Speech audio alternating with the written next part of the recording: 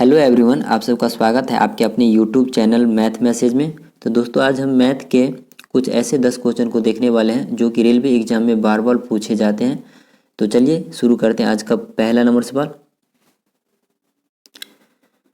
तो ये रहा फ्रेंड्स पहला नंबर सवाल। दोस्तों, जो लोग भी चैनल पे नए हुए चैनल को सब्सक्राइब कर लीजिएगा ताकि जब भी हम अगला वीडियो अपलोड करेंगे तो उसका नोटिफिकेशन उसे सबसे पहले मिल जाएंगे। और हम मैथ के क्वेश्चन को और रीजनिंग के क्वेश्चन को इसी तरह का सलूशन करवाते रहते हैं। तो चलिए शुरू करते हैं आज का पहला नंबर सवाल। इसमें देखिए क्या बोल रहा है कि एक प्राकृतिक संख्या का वर्ग उसके घन में से घटाने पर 48 प्राप्त होता है। तो वह संख्या क्या है? यानी कि एक प्राकृतिक संख्या, तो प्राकृतिक संख्या कहाँ से चालू होता है, यानी कि कहाँ पूर्ण संख्या कहाँ से चालू होता है? 0 से। 0 1 2 3। और प्राकृतिक संख्या कहाँ से? 1 2 3 से। तो बोल रहा है क्या कि एक प्राकृतिक संख्या के वर्ग उसके घन में से घटाने पर, एक प्राकृतिक संख्या का वर्ग उसके घन में से घटाने पर 48 प्राप्त होता है। यानी कि एक ऐसा प्राकृतिक संख्या है जिसके हम घन में से, अगर कोई भी प्राकृतिक संख्या के घन में से, घन का मतलब क्या होता है कि वह संख्या का क्यूब, यानी कि घन में से वर्ग को अगर हम घटा देते हैं तो वह संख्या हमको क्या होता है? 48 प्राप्त हो जाता है। वो संख्या को हमको क्या करना है? पता करना है कि वह कौन सा संख्या है। यानी कि एक प्राकृतिक संख्या के वर्ग उसके घन में से घटाने पर, घन में से, तो घन क्या होता है कि यानी कि संख्या का क्यों कर देंगे।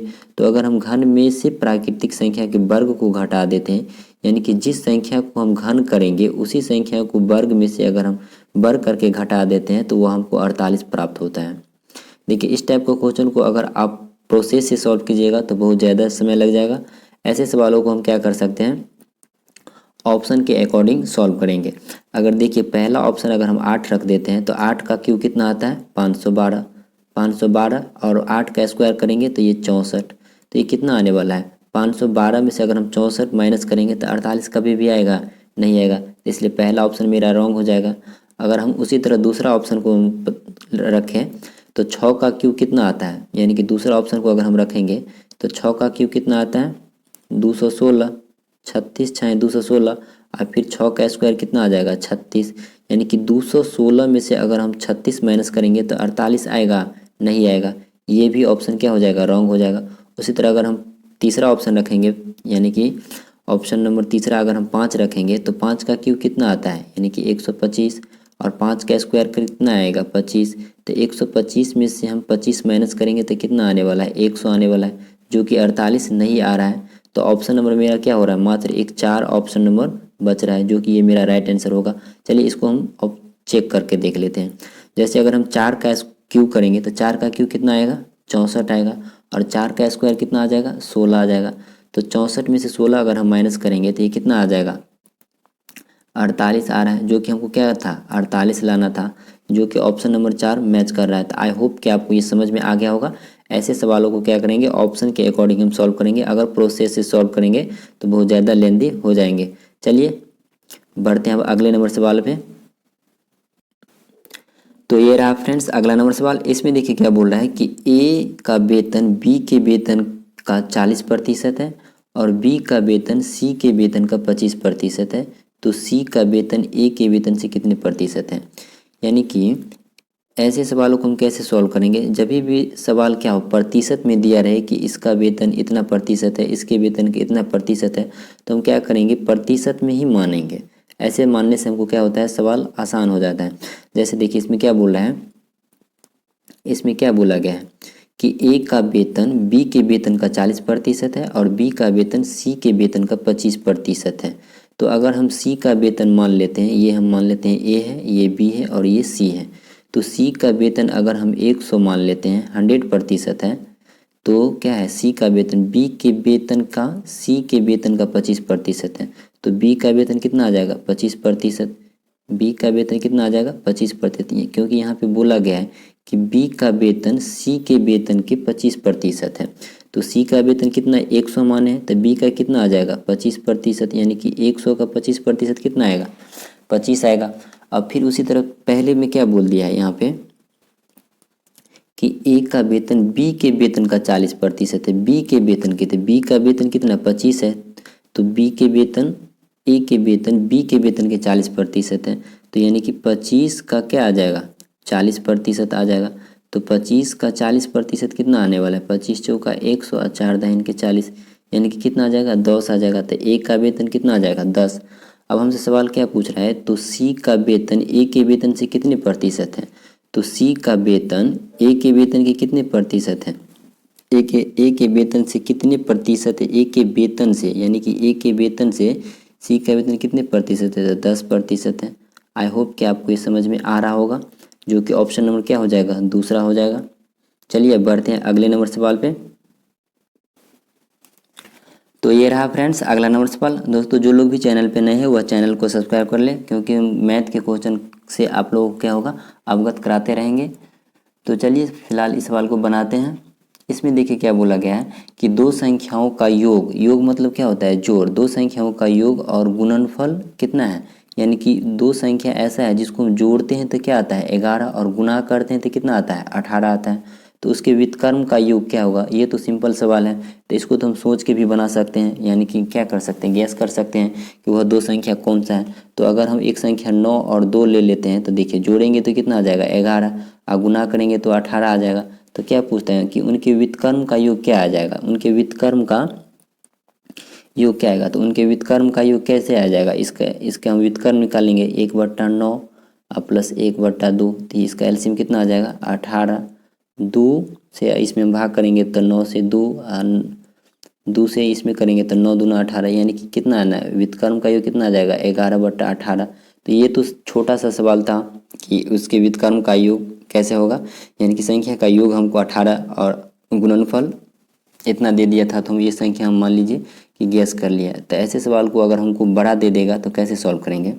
तो इसमें हम क्या करेंगे, संख्या हम x मान लेते हैं, यानी कि 1/x का मान हमसे पूछा है कि दो संख्याओं का योग, यानी कि x प्लस वाई का मान कितना है 11 है, और गुणनफल यानी कि x और y का मान कितना है 18 है।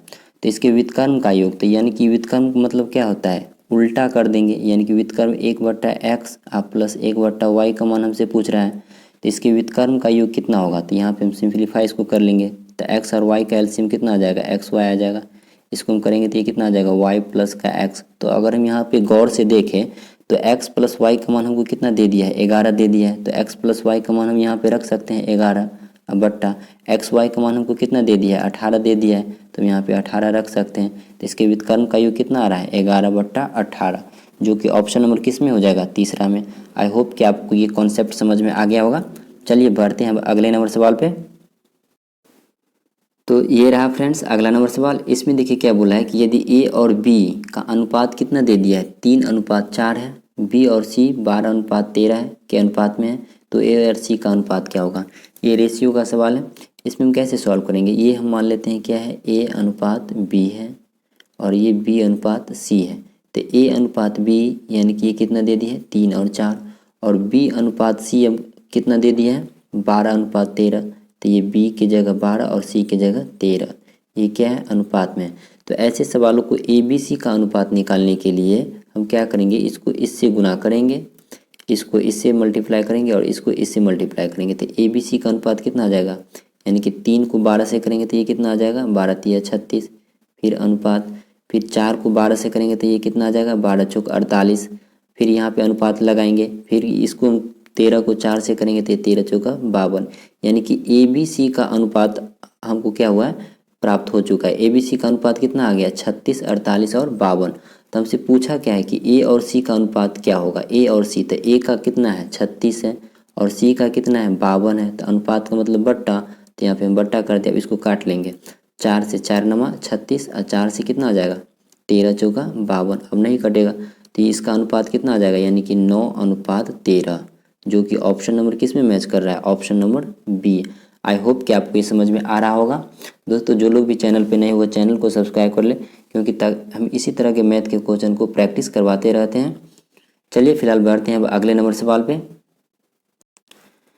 तो ये रहा फ्रेंड्स अगला नंबर सवाल। इसमें देखिए क्या बोल रहा है कि एक 120 मीटर लंबी ट्रेन पर खड़े एक आदमी को 10 सेकेंड में पार करते हैं, तो ट्रेन की गति क्या है। यानी कि कोई एक ट्रेन 120 मीटर लंबा है, लेकिन प्लेटफॉर्म पर खड़े व्यक्ति को वह 10 सेकेंड में पार कर जाती हैं, तो ट्रेन की गति क्या है।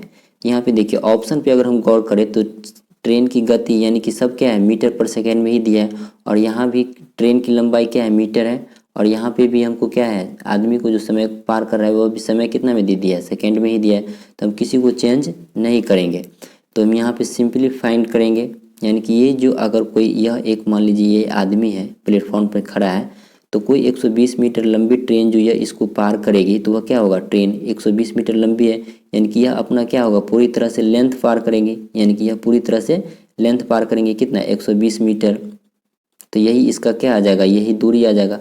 तो हमको ट्रेन की गति पूछा है, तो चाल बराबर यानी कि क्या होता है स्पीड बराबर यानी कि डिस्टेंस इनटू का टाइम, तो टाइम कितना दे दिया है, टाइम कितना दे दिया 10 सेकेंड, तो यहाँ से हम 10 से भाग कर लेंगे, तो ये जीरो से ये जीरो कैंसिल, तो ये अपने पास कितना आ जाएगा 12 सेकेंड, यानी कि वो 12 सेकेंड 12 मीटर पर सेकेंड आ जाएंगे, जो कि ऑप्शन नंबर किस में है, ऑप्शन नंबर ए हो जाएगा। आई होप कि आपको ये समझ में आ रहा होगा। देखिए यह जो है एक व्यक्ति ट्रेन, यह एक 120 मीटर लंबी यह एक ट्रेन है, और यह एक प्लेटफॉर्म पर खड़ा व्यक्ति है। तो यह जो प्लेटफॉर्म पर खड़े व्यक्ति को जो यह ट्रेन पार करेगी वो अपना क्या होगा ट्रेन का जो पूरी लेंथ होगा यानी कि पूरी लंबाई होगा वही पार करेगी। तो ये पार करेगी इस स्टेप से, तो ये ट्रेन की लंबाई कितना आ गया 120 मीटर, यानी कि यह दूरी आ गया 120। तो चाल बराबर क्या होता है दूरी बटा समय, तो दूरी 120 और समय कितना है 10 सेकेंड, इसको सॉल्व कर लेंगे तो कितना आ जाएगा चाल, यानी कि 12 मीटर पर सेकेंड। आई होप कि आपको ये समझ में आ रहा होगा।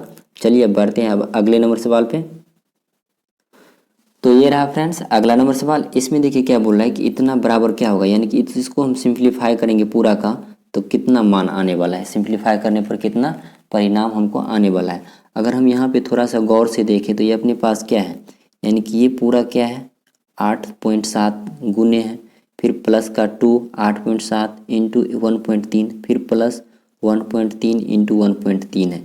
अगर इसको हम थोड़ा सा गौर से देखें तो ये अपने पास क्या हो रहा है, यानी कि इसको हम लिख सकते हैं ए स्क्वायर प्लस 2, इसका मान कितना है ए, इसको मान लेते हैं बी, तो प्लस 2a बी, अब प्लस का ये क्या है बी स्क्वायर, यानी कि A square plus 2ab plus B square है। तो ये किसके फॉर्मूला में आता है ए प्लस बी का होल स्क्वायर, यानी कि ए प्लस बी का होल स्क्वायर करेंगे तो ये इतना आ जाएगा। तो हम यहाँ पे क्या करेंगे ए का मान रख देंगे 8.7 प्लस बी का मान रख देंगे 1.3, इसको अगर हम ऐड करके स्क्वायर कर देते हैं तो कितना आ जाएगा 7 3 10 9 1 10, यानी कि 10.0 इसका स्क्वायर कर लेंगे, यानी कि 10 का स्क्वायर कितना आ जाएगा 100। ऑप्शन नंबर 4 हो जाएगा। बहुत ही सिंपल सवाल था। चलिए बढ़ते हैं अब अगले नंबर सवाल पे। तो ये रहा फ्रेंड्स अगला नंबर सवाल। ये बहुत ही अच्छा सवाल है, इसे आप लोग अपने से वीडियो को पॉज करके ट्राई कीजिए कि इसका राइट आंसर क्या आने वाला है। इसमें देखिए क्या बोल रहा है, यदि एक स्कूल में 70% क्या है लड़के हैं और लड़कियों की संख्या 504 है, तो लड़कों की संख्या कितना है, यानी कि टोटल लड़की की संख्या कितना है, यानी कि टोटल लड़कियों की संख्या कितना है 504 है, लेकिन क्या है कि 70% लड़का है, तो लड़का और लड़की मिला के तो स्कूल में क्या होगा 100% होगा ना, चाहे स्टूडेंट जो भी उपस्थित हो या अनुपस्थित हो उसे कोई मतलब नहीं है, क्योंकि जो भी प्रेजेंट होगा वह क्या होगा 100% में होगा।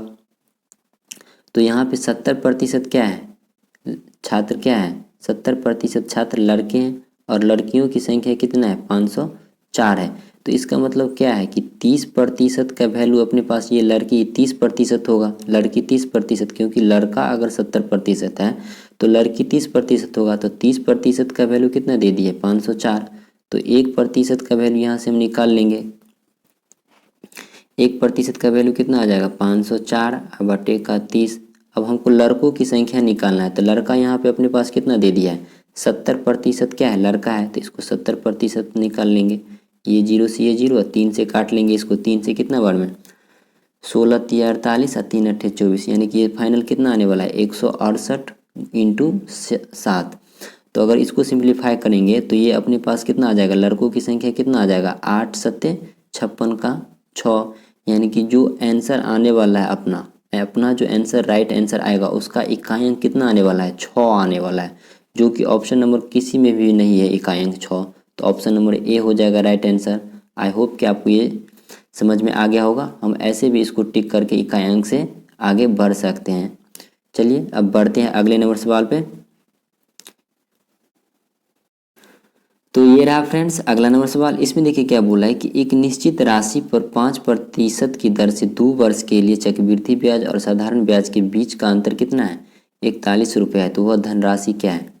ये तो बहुत ही सिंपल सवाल है। इसमें क्या हो रहा है कि एक फार्मूला होता है, यानी कि सिंपल, यदि अगर ब्याज 5% यानी कि समय अगर 2 वर्ष दे, ब्याज प्रतिशत हमको कितना भी दे उसे कोई बहस नहीं, अगर समय हमको 2% दे और चक्रवृद्धि ब्याज यानी कि कंपाउंड इंटरेस्ट और सिंपल इंटरेस्ट यानी कि साधारण ब्याज का अंतर अगर हमको दे दिया है तो हम यहाँ से धनराशि निकाल सकते हैं। क्यों? क्योंकि इसका अंतर बराबर होता है, यानी कि कंपाउंड इंटरेस्ट यानी कि डी बराबर होता है पी इंटू का आर स्क्वायर बट्टे का 100 का स्क्वायर। सिंप्लीफाई करेंगे तो इसको हम ऐसे भी लिख सकते हैं P इंटू आर बट्टे 100 का स्क्वायर। तो यहाँ पे डी का मान कितना दे दिया अपने पास। अगर ये फार्मूला कब लगाएंगे? जब समय अपने पास 2 वर्ष दिया रहेगा तब ये फार्मूला लगाएंगे। 2 वर्ष दिया रहेगा तब ये वाला फार्मूला लगाएंगे। अगर 3 वर्ष दिया रहेगा तो इसमें हम क्या करेंगे, इंटू करके 300 प्लस का आर बट्टे का 100 कर देंगे। कब? जब अपने पास समय 3 वर्ष दिया रहेगा और अंतर कुछ भी दे और प्रतिशत कुछ भी दे, उससे हमको कोई बहस नहीं है। अगर समय 3 वर्ष रहेगा तब ये फार्मूला लगाएंगे। अगर समय 2 वर्ष रहेगा, अगर समय 2 वर्ष दिया रहेगा, समय 2 वर्ष, तब ये फार्मूला लगाएंगे। इतना ही। आई होप कि आपको इस फार्मूला समझ में आ गया होगा। चलिए अब इसे सॉल्व करते हैं। इसमें क्या दे दिया है? 2 वर्ष दिया है तो डी बराबर क्या आ जाएगा? 41। पी निकालना है, आर स्क्वायर, 5 का स्क्वायर कर देंगे 25, अब बट्टे में कितना 100 का स्क्वायर कर लेंगे। तो ये कितना आ जाने वाला है? 25 को इससे काट लेंगे तो 4 बार में ये 0, ये कितना आ जाएगा? 4 4 चौका 16 और 2 0, यानी कि पी का मान कितना आ जाने वाला है? 16,400, जो कि ऑप्शन नंबर 4 हो जाएगा। आई होप कि आपको ये समझ में आ गया होगा। इसमें विशेष कुछ करना नहीं है, सिर्फ क्या करना है, फार्मूला पे सबको रख के काट कूट कर देना है। चलिए अब बढ़ते हैं अगले नंबर सवाल पे। तो ये रहा फ्रेंड्स अगला नंबर सवाल। इसमें देखिए क्या बोल रहा है कि 10 मीटर लंबाई, 6 मीटर चौड़ाई और 4 मीटर ऊंचाई वाले हॉल में रखी जा सकने वाली सबसे लंबी छड़ का लंबाई क्या होगा? सबसे लंबी छड़, यानी कि कोई अगर ये मान लीजिए हॉल है, कोई ये क्या है, हॉल है, तो इसमें आप सबसे लंबा कितना से कितना लंबाई का छड़ रख सकते हैं अगर लंबाई चौड़ाई दिया रहेगा तब। ये क्या है? लंबाई चौड़ाई अगर दिया रहेगा तो ये मान लीजिए कोई एक हॉल है, इसमें क्या करना है कि 10 मीटर लंबा है, यानी कि यह लंबा कितना है? 10 मीटर है, चौड़ा कितना है? 6 मीटर है, और ऊंचाई कितना है? यानी कि ऊंचाई ये कितना है? 4 मीटर है। तो अब से क्या पूछा है कि यह छड़ के में, यानी कि इस हॉल में रखे जा सकने वाले सबसे लंबी छड़, तो सबसे लंबी छड़ हम कैसे रख सकते हैं इस हॉल में? यानी कि इसका जो ये विकर्ण होगा यही हम रख सकते हैं, यानी कि यह जो इसका एक विकर्ण होगा यही सबसे लंबा होगा। तो इसको हम कैसे सॉल्व करेंगे? तो ये हॉल का विकर्ण बराबर क्या फार्मूला होता है, यानी कि रूट अंदर एल का स्क्वायर प्लस बी का स्क्वायर प्लस एच का स्क्वायर। तो एल कितना है? 10, तो 10 का स्क्वायर कितना आ जाएगा? 100, प्लस बी कितना है? 6, तो 6 का स्क्वायर कितना आ जाएगा? 36, प्लस एच कितना है? 4, तो 4 का स्क्वायर कितना आ जाएगा? 16। अब सबको ऐड करेंगे तो 36 और 16 कितना आ जाएगा? 52, यानी कि 152। रूट अंदर कितना आ जाएगा? 152। 152 को हम कैसे लिख सकते हैं? 4 का स्क्वायर 16, 6 का 36, 10 का 136 और 16 कितना आ जाएगा? 52 और 100, 152। ठीक है, अब हम 152 को कैसे लिख सकते हैं? 152 को तो हम लिख सकते हैं कितना? 19 अट्ठे 152 होता है, 19 अट्ठे 152। तो इसको हम लिख सकते हैं 19 गुने 4 गुने 2, यानी कि अब हम यहाँ से इसको सिंप्लीफाई अगर हम करेंगे तो ये अपने पास क्या आ जाएगा? 19 दूना कितना आ जाएगा? 38। आइए रूट अंदर से 4 क्या आ जाएगा? 4 का 2 रूट बाहर आ जाएगा, तो ये क्या हो जाएगा? यानी कि यह रूट 38, यानी कि 2 रूट 38 हो जाएगा। यानी कि अंदर 4 से क्या होगा? 4 का रूट 2 बाहर आ जाएगा, तो क्या आ जाएगा? 2 रूट 38। आई होप कि आपको ये समझ में आ गया होगा। 2 रूट 38 मीटर, जो कि ऑप्शन नंबर किस में मैच कर रहा है? ऑप्शन नंबर ए में। आई होप कि आपको ये समझ में आ गया होगा। इसमें विशेष कुछ करना नहीं है, मेल इसका क्या है? फार्मूला है। फार्मूला अगर याद है तो सिंपली इसको आसानी से सॉल्व कर सकते हैं। चलिए अब बढ़ते हैं अगले नंबर सवाल पे। तो ये रहा फ्रेंड्स अगला नंबर सवाल। इसमें देखिए क्या बोला है कि एक पाइप एक टंकी को 9 घंटे में भर सकता है, लेकिन टंकी की तली में रिवॉस यानी कि छेद होने के कारण टंकी 10 घंटे में भरते हैं। यदि टंकी भरी है तो रिवॉस यानी कि छेद से वह कितने समय में खाली हो जाएगा। यानी कि कोई एक टंकी है, मान लीजिए कोई एक टंकी है, ठीक है। उस टंकी में क्या है कि एक नल 9 घंटा में भर देता है, लेकिन वह कभी क्या होता है टंकी में छेद होने के कारण, छेद से क्या होता है पानी बाहर आने के कारण वह इसे 10 घंटा में भरता है, जो कि पहले कितना में 9 घंटा में भर देता था। तो अब पूछ रहा है कि अगर यह टैंक पूरी तरह से भरा होगा, अगर यह टैंक पूरी तरह से भरा हो तब यह टंकी इस छेद के द्वारा कितने समय में खाली हो जाएंगी, इस छेद के द्वारा कितने समय में खाली हो जाएंगे। तो सिंपली इसका फॉर्मूला होता है, क्या करेंगे 10 यानी कि 1/9 माइनस 1/10 क्या करेंगे माइनस कर लेंगे। तो ये सिंप्लीफाई करेंगे तो ये कितना आ जाएगा 90 इंटू का कितना 10 माइनस का 1 9 यानी कि कितना 1/90 यानी कि कितना 90 घंटे में खाली हो जाएगा। इसका एक और सिंपली फार्मूला होता है a इंटू का b बाई a माइनस का b, यानी कि 10 में से 1 चला जाएगा यानी कि 10 माइनस का 1, तो ये कितना आ जाएगा 10 9 90 और 10 में से 9 चला जाएगा तो 1 यानी कि 90 घंटे, जो कि ऑप्शन नंबर तीसरा हो जाएगा। आई होप कि आपको ये समझ में आ रहा होगा। इसे हम क्या किए हैं, एक यहाँ पे हम क्यों लगाए हैं, क्योंकि हम यहाँ पे 1 घंटा में निकाले हैं कि एक 9 घंटा में भरता है तो 1 घंटा में कितना भरेगा 1/9 भरेगा। फिर ये 1 घंटा में कितना खाली होगा 1/10 खाली होगा। इसको हम सिंप्लीफाई कर लिए हैं तो ये कितना आ जाएगा, इसको फिर 1/9 यानी कि 1 घंटा में कितना 1/90 खाली होगा, 1/90 खाली होगा। तो पूरी खाली होने में कितना हो जाएगा, इसको हम पलट देंगे तो कितना आ जाएगा 90 घंटा, जो कि ऑप्शन नंबर तीसरा हो जाएगा। आई होप कि आपको ये समझ में आ रहा होगा। चलिए अब बढ़ते हैं अगले नंबर सवाल पे। दोस्तों सवाल तो दोस्तों अपने लोग पूरे सवाल को सॉल्व कर चुके हैं, तो अब मिलेंगे नेक्स्ट वीडियो में। दोस्तों अगर अच्छा लगा हो, कुछ सीखने को मिल रहा है तो दोस्तों के साथ भी शेयर कीजिए और कमेंट करके ज़रूर बताइएगा कि कैसा लगा। चलिए अब मिलते हैं नेक्स्ट वीडियो में, तब तक के लिए बाय। दोस्तों जो लोग भी चैनल पे नए हो चैनल को सब्सक्राइब कर लीजिएगा, ताकि जब भी हम अगला वीडियो अपलोड करेंगे तो उसका नोटिफिकेशन उसे सबसे पहले मिल जाएंगे। और मैथ और रीजनिंग के क्वेश्चन को हम इसी तरह क्या करते हैं प्रैक्टिस करवाते रहते हैं। तो चलिए मिलते हैं अगला वीडियो में, तब तक के लिए अब बाय।